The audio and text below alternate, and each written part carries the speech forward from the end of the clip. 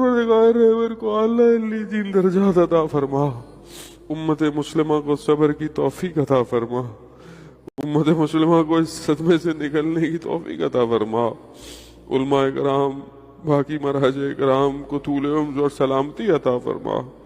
وقت کا بدترین دشمن، ملعون ترین دشمن جو ہے وہ اسے جو ہے وہ ختم کرے، تو اس سے بڑھ کر کیا ہے کہ انسان جو ہے وہ اپنے امام کے راستے پر اللہ کے لیے اپنے آپ کو قربان کرے۔ اس سے بڑھ آئی نو کہ it's very hard to understand, بہت مشکل ہے شوق برداشت کرنا۔ دنیا سے انسان ہے، اور یہاں سے انسان کو پتہ چلتا ہے کہ انسان کتنا کمزور ہے۔ یہاں سے پتہ چلتا ہے کہ یا لیتنی کنت معکم فافوز فوزا عظیما۔ فائر آ رہی تھی، تیر آ رہے تھے، وہ مشہور واقعہ ایک ذاکر ایک پڑھتا تھا کہ ہم بھی کربلا میں ہوتے تو ہم کامیاب ہو جاتے، تو اس نے خواب میں کیا دیکھا؟ کربلا ہے، کھڑا ہوا ہے، امام نماز پڑھ رہے ہیں، اور فائر ایرو تیر آگ کے تیر آ رہے ہیں، جیسے ہی آتے ہیں سائڈ پہ ہو جاتا ہے۔ 3 تیر آئے، سائڈ پہ ہو گیا، تیر امام کو لگے۔ اصل میں امام نے تو خواب دیکھا، آئندہ کبھی نہیں کہنا میرے اصحاب جیسے، میرے اصحاب جیسا کوئی نہیں ہو سکتا، نہیں ہو سکتا۔ سعید 13 تیر کھائے، 13 جب امام نماز پڑھے گر گئے، پہنچے،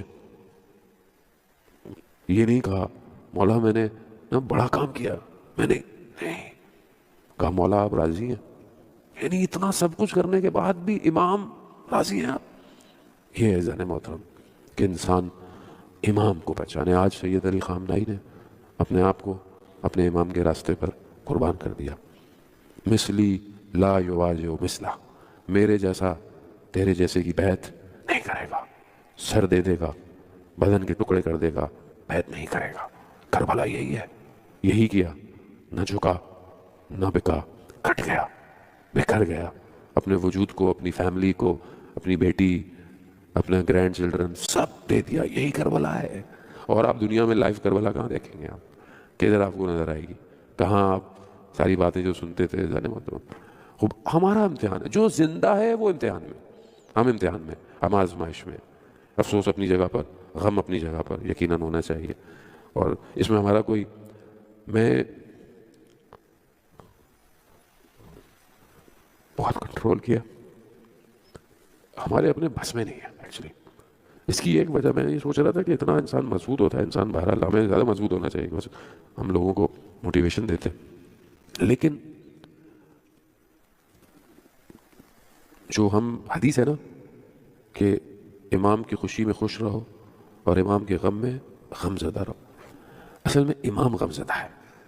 امام کا ایک صحابی دنیا سے چلا، غم تو ہے نا، امام کو کیوں نہیں ہوگا؟ ایسا شخص جو امام کے لیے تھا، جو خود کہتے ہیں کہ السلام علیکہ یا، میرا سلام ہو حینا، جب آپ سجدہ کرتے ہیں، جب آپ جو ہے آپ دیکھیں، وہ آپ وائس دیکھیں، آپ اللہم کس طرح دعائے سلامتی امام زمانہ پڑھتے ہیں۔ وہ جمعے کا پرانا خطبہ کہ جہاں امام کو کہا کہ اصل صاحب آپ ہے، اصل امام سب کچھ آپ ہے، میری یہ بدن جو کہ ناقص بدن ہے یہ سب آپ کے لیے ہے، میری جو عزت ہے یہ سب آپ نے دی ہے۔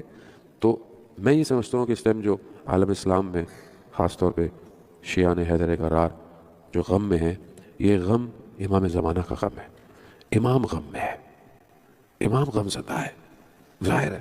اور جب امام غم میں ہو تو ماننے والے خود غم میں ہوتے ہیں، ہمارے کنٹرول میں نہیں ہے۔ میں نے بہت کنٹرول کیا، بہت کوشش کی، بٹ انسان ہے بہرحال، لیکن امتحان ہے، آزمائش۔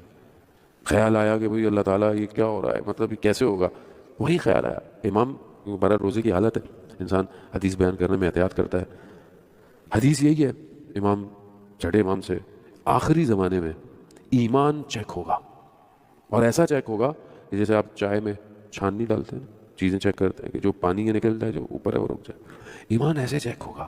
روایات میں ہے کہ الٹا پلٹا کیا جائے گا، اور جو خالص ہوگا وہ بچے گا خالی۔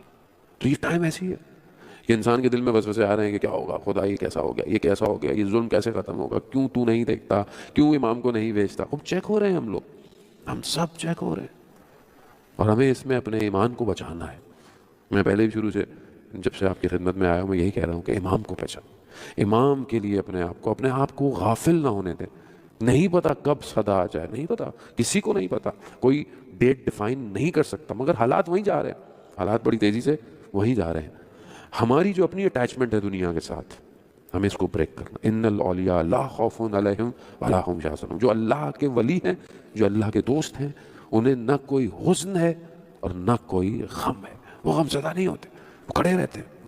آپ خود سوچیں زار محترم کہ اس سچویشن میں بہرحال being as a Muslim, being as a تشیع، بینگ ایز جو ہماری ذمہ داری ہے ہم اس کو ادا کریں اپنی سوسائٹی میں، اپنی کمیونٹی میں، اپنے آپ کو بہتر کریں. میں بہرحال ایک بھائیوں کی طرح آپ کو مشورہ دے سکتا ہوں، اپنے آپ کو کہہ رہا ہوں، نصیحت اپنے لیے.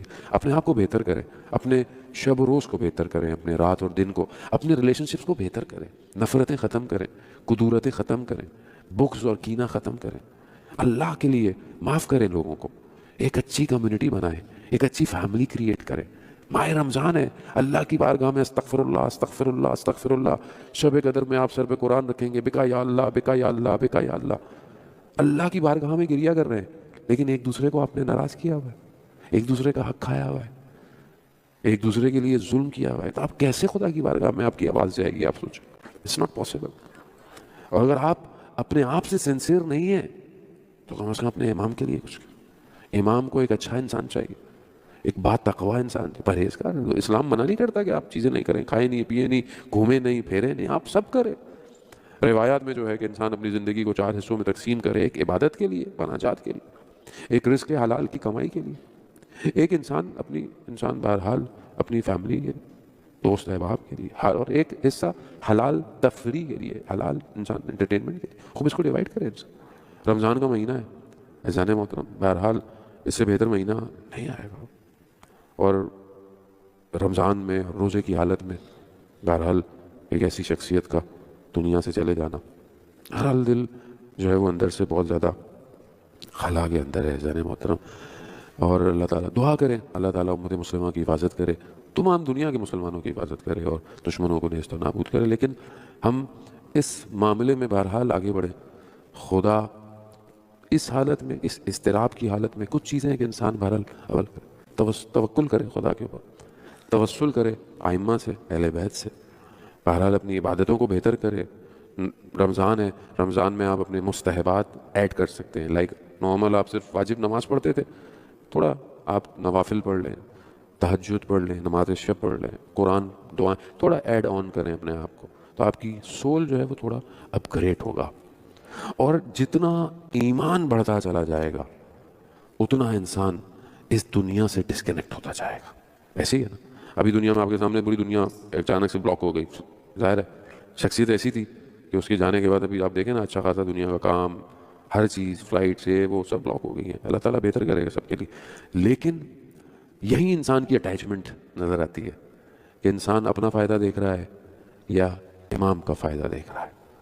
بعض اوقات انسان امام کو بھی پکارتا ہے تو اپنی پرابلم کے لیے پکارتا ہے، لیکن یہ نہیں دیکھتا کہ خود امام کس اصل کام کے لیے امام کو پکارا جائے. ایزان بہرحال اپنے آپ کو جو ہے وہ کربلا کی طرف روانہ کریں. اور ہمارے پاس تو لفظ نہیں ہے، ہم جتنا بھی بولیں ہم بہرحال یہی ہے کہ ہم تمام مراجع کرام، علماء کرام، تمام سب کے لیے تسلیت عرض کر سکتے ہیں اور ان حالات میں صبر کی تلقین کر سکتے ہیں اور دعا کر سکتے ہیں کہ پروردگار، کیونکہ دعا مومن کا اسلحہ ہے. دعا ہی انسان کو آگے بڑھا سکتی ہے اور دعا ہی صبر دے سکتی ہے. اور آنے والے سسٹم کے لیے، آنے والے علماء کے لیے، آنے والے لیڈر کے لیے دعا کر سکتے ہیں کہ وہ سسٹم کو اچھا کرے. سخت ٹائم ہے، ہارڈ ٹائم ہے، اٹس ناٹ ایزی. میں نے پہلے بھی فرمایا تھا کہ ظہور آسان نہیں ہے، ظہور مشکل ہے، آسان نہیں ہے. ظہور ہوگا، بہت مشکل ہوگا، لیکن جس کا ایمان بہتر ہوگا وہ کھڑا رہے گا. جس کا ایمان نہیں ہوگا